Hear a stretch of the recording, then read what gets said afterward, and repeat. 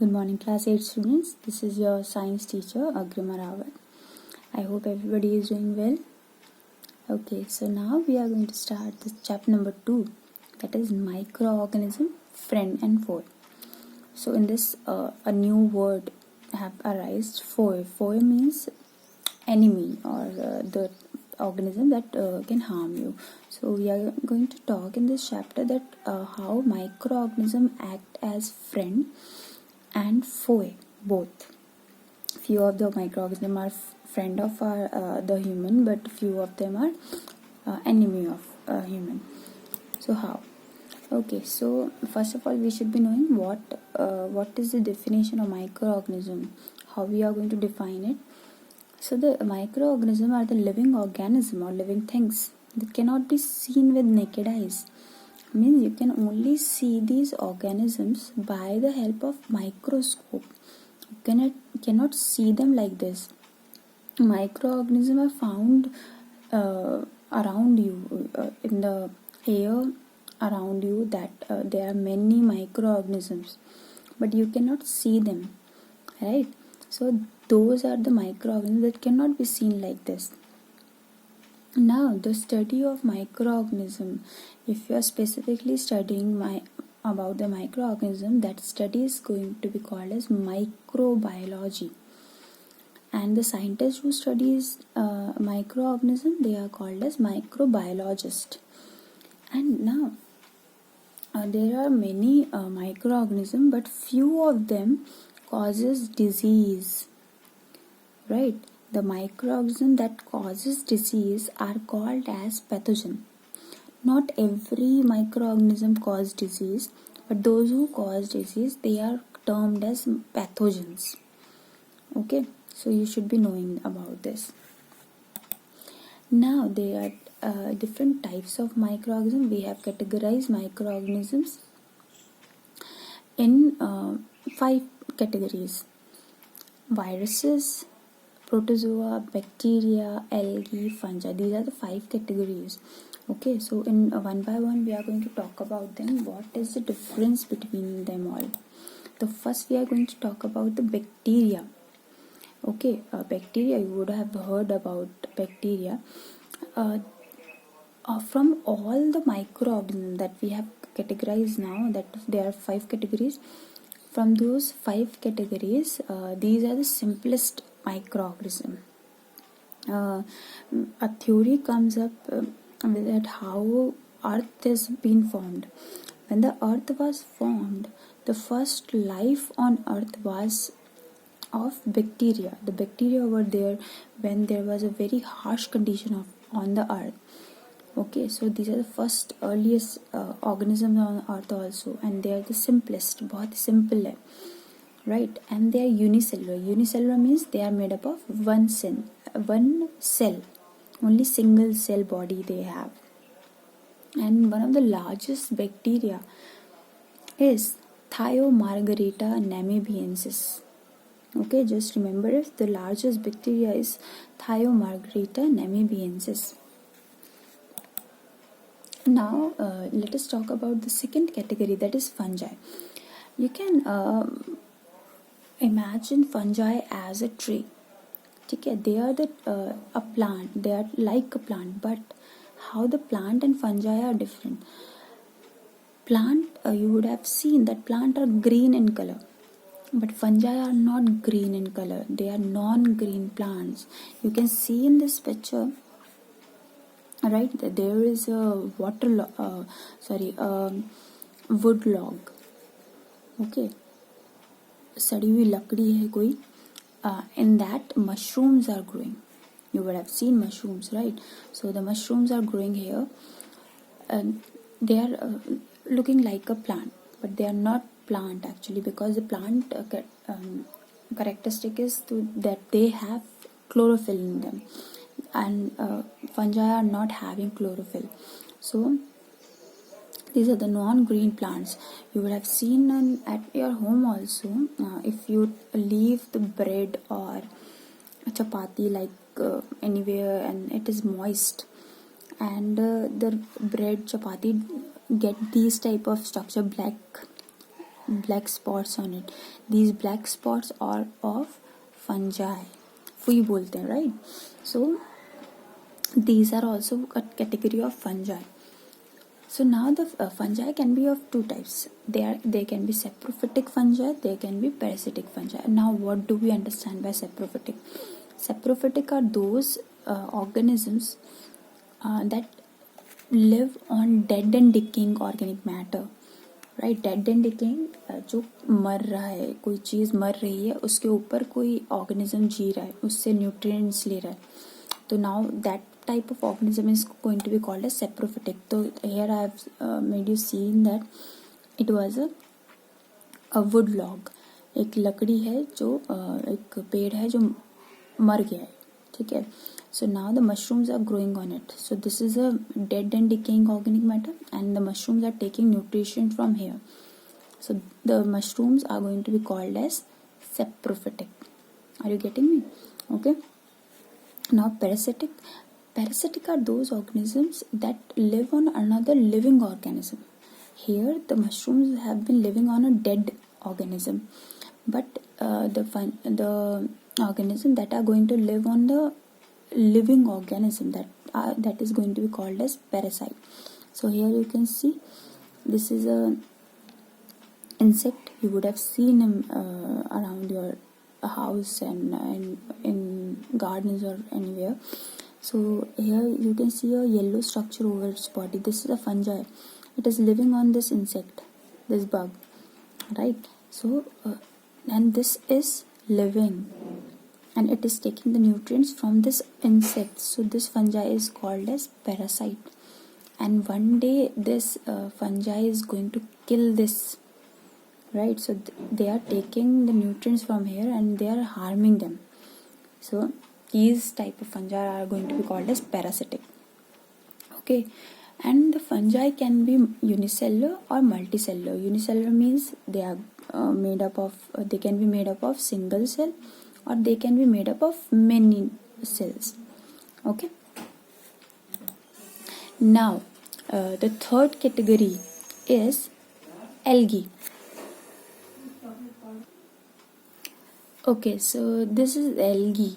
What do we understand by algae? You would have heard about kai, right?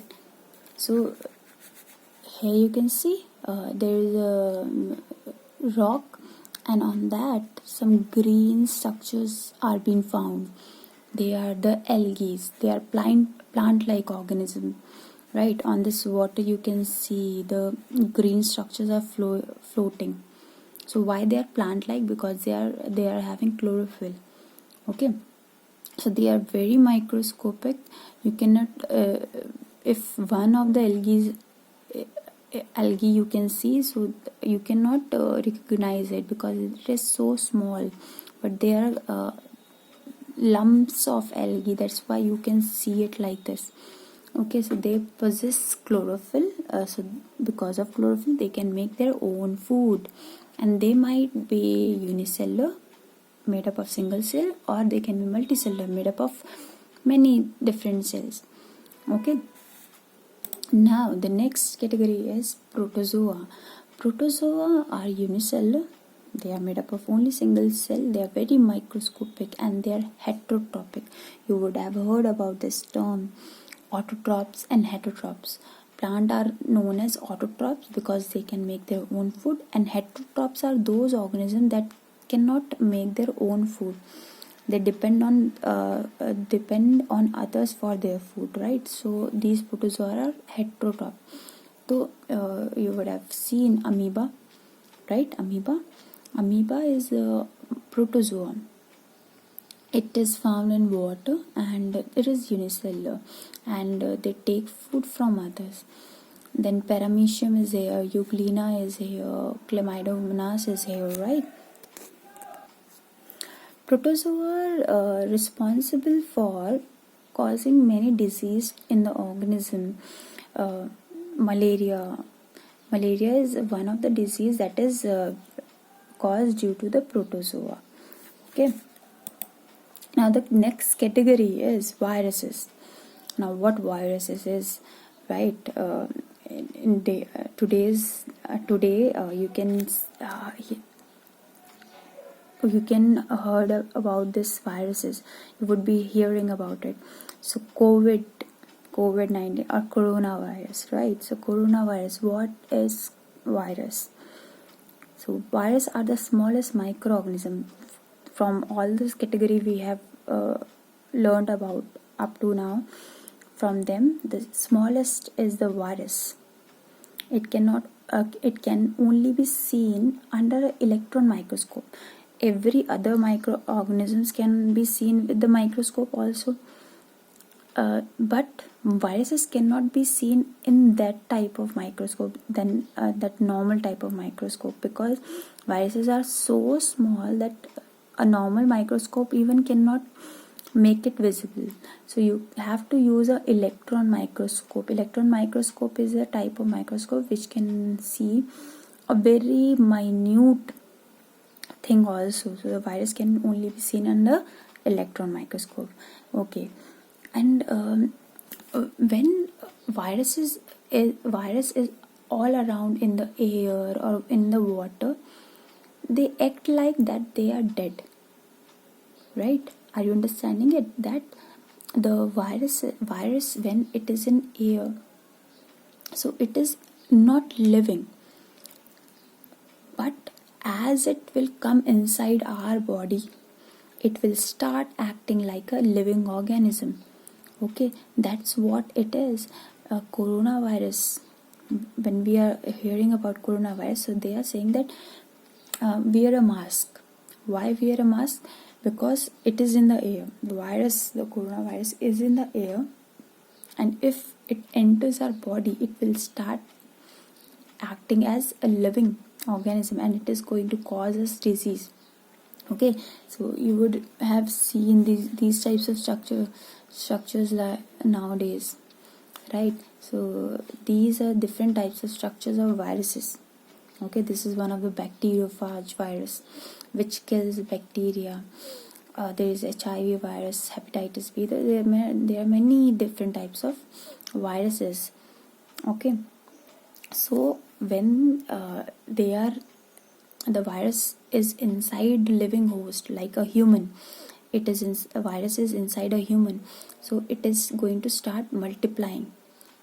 Okay, multiplying. One virus will convert into 2, and then 4, then 8, and when humans sneeze or something else like that, I'm going to like the virus have come inside my body, and when I sneeze, छींकती हूँ मैं, तो at that time the virus will come out of my mouth, and they have multiplied, so now many other humans can be infected by it. Okay, so viruses are like this. That's why they are so harmful to us. Okay, now we are going to talk about the useful microorganisms. There are many useful microorganisms that are friend of ours, because without these microorganisms we cannot survive. There are many useful things about the viruses. Okay, so we are going to talk about this one by one. The first use of viruses, you would have seen it at your home also. You would have seen your mother making curd, right? So how it is made? Our mother take milk, and then she pours some left remaining curd in it and mix it, right? Then after few hours, it get converted into curd. So how it is done? The milk have a protein that is called as lactose. Okay, just remember it. The milk is containing a protein that is called as lactose, and then the curd that mother have mixed in the milk, that curd is having lactobacillus bacteria in it. Lactobacillus. This is how lactobacillus looks like. Okay, so the lactobacillus is being added in the milk. Now after a few hours, this lactobacillus will convert the lactose into curd. How? because that curd is now, the lactose has been converted into the lactic acid, right? Acid is a you would have learned in this in the class 7 that acid tastes sour, right? Khatta lagta hai. So that's why the curd is a little bit of sour in taste. So this is how the curd is made, with the help of a bacteria. Without this bacteria, you would not have made curd out of the milk. Okay, it is very necessary for us. And cheese is also made by the help of bacteria. Lactobacillus, one is the lactobacillus, and second type of bacteria is streptococcus. This is streptococcus bacteria. With this, the same type of process like curd making has been done. Okay, first the curdling of the milk is done, then it is been some other things are been added into the that curd, and then it converts into the cheese. Okay, so these are the bacteria that are used to make cheese. Then coming to the bread making. Okay, so bread is made by the help of a microorganism that is called as yeast. Okay, yeast. This is how the yeast looks like, which is used in bread making. You can see it. That is a very small things over there. If you will see it under the microscope, it will look like this circular shape, the green shape, right? So these are the yeast under the microscope. So in the flour means जो आटा जिसमें yeast को डालेंगे. Okay, we have added yeast in it, and then we add sugar and warm water. Why warm water? Because warm water will activate the yeast action, and then the dough is being prepared. Dough means gunda hua aata. Okay, and then the dough will be left for 2 to 3 hours. Okay, after that, if you will see that dough has risen up, means that has got bigger inside. Why? Because inside the dough, the yeast is been acting, and it start producing carbon dioxide. Okay, so the dough is having carbon dioxide in it, and then when the bread will be baked, you can see this type of structure inside the bread. This is porous, right? It is having many pores inside it. How these pores have been formed? The yeast would be here, right? It is producing carbon dioxide gas. Now that gas has been trapped inside the dough, and then when the baking has been done, at that time the carbon dioxide gas has made a balloon like structure, the pore like structure here.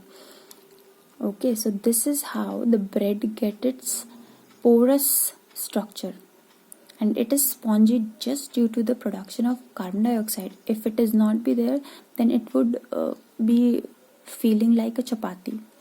It would not be like this. Okay, so that's how the bread is been made, and it is made by the help of yeast. Now the next one is alcohol production. You will see in the alcohol production is there nowadays in the sanitizer also that you are using, that is also having alcohol in it. How the alcohol is been formed? Alcohol can be made by the wheat or barley. Wheat, तो you all know that गेहूं. Okay, barley means jaw आपने सुना होगा. At the time of Navratri also it is being sold. Alright, so barley or wheat, it is containing sugar inside it. Not that type of sugar जो चीनी हम घर पे use करते हैं. It is the sugar inside the wheat or barley. Okay, now in this also the yeast is added to the barley or wheat, and then the yeast will slowly convert this barley and wheat into the alcohol. This process takes place in the absence of oxygen. This whole process is taken place in the absence of oxygen. That oxygen is not present at this time of process. This type of process in which the oxygen is absent, this type of process is called as fermentation. Okay, so the conversion of sugar into alcohol in the absence of oxygen is called as fermentation. Okay, so this is how the alcohol has been produced. The next is the medicinal use of the microorganism. Antibiotics. Have you heard about antibiotics? When you get fever and you go to doctor, they give you antibiotics medicine. These type of medicines are being given because antibiotics are the chemical substances, okay, that are produced by a microorganism. This chemical substance is also produced by a microorganism to bacteria or fungi. Okay, and this chemical substance is used to kill other organism, other pathogen. Pathogen means the disease causing microorganism. So most of the disease are being caused by the bacteria. So these chemical substances, that antibiotics is used to kill that bacteria. So you get fever, so doctor give you antibiotics so that if the disease is due to the bacteria, any type of bacteria, this antibiotic is going to kill it. Okay, so this is the antibiotics. Now the first antibiotic, who discovered it? What was the first antibiotic? The first antibiotic name was penicillin. Okay, and it was discovered by Alexander Fleming. Okay, Alexander Fleming. Clear? Now the next is vaccine. What is vaccine? At the time of your childhood, you would have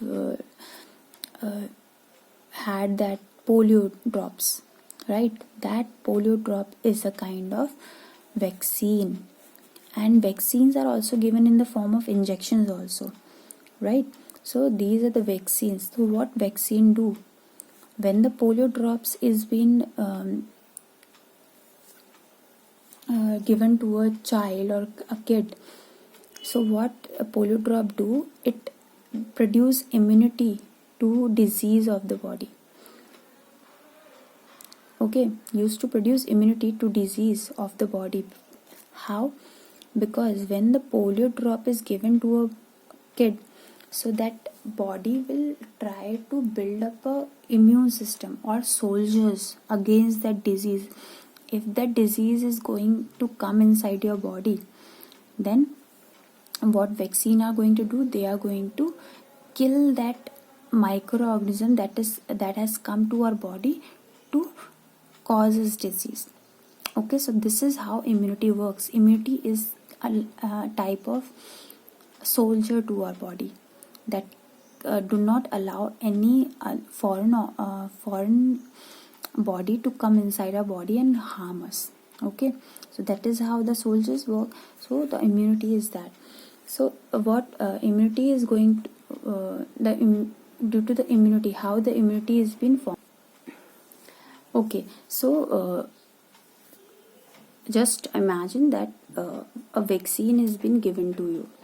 Now what our body is going to do against that vaccine? When the vaccine has been given to our body, and then our body is going to make antibodies for that vaccine because of that vaccine, right?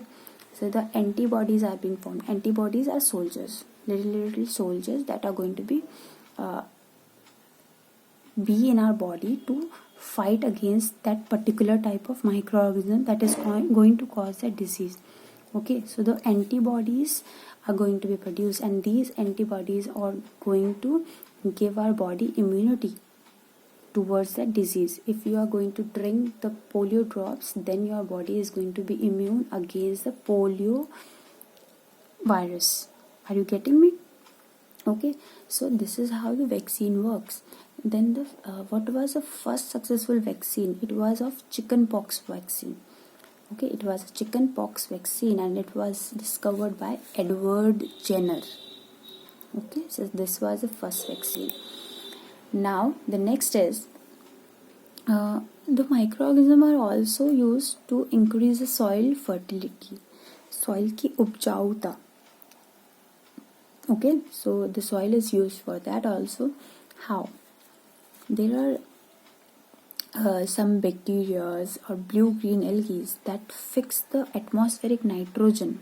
Atmospheric nitrogen, you would have learned in the air chapter that air is containing 78% around nitrogen in it, right? That there is lot of amount of nitrogen in our atmosphere, but it is not cannot be inhaled by plants, because plant need a lot of amount of nitrogen, but they cannot inhale it like the carbon dioxide.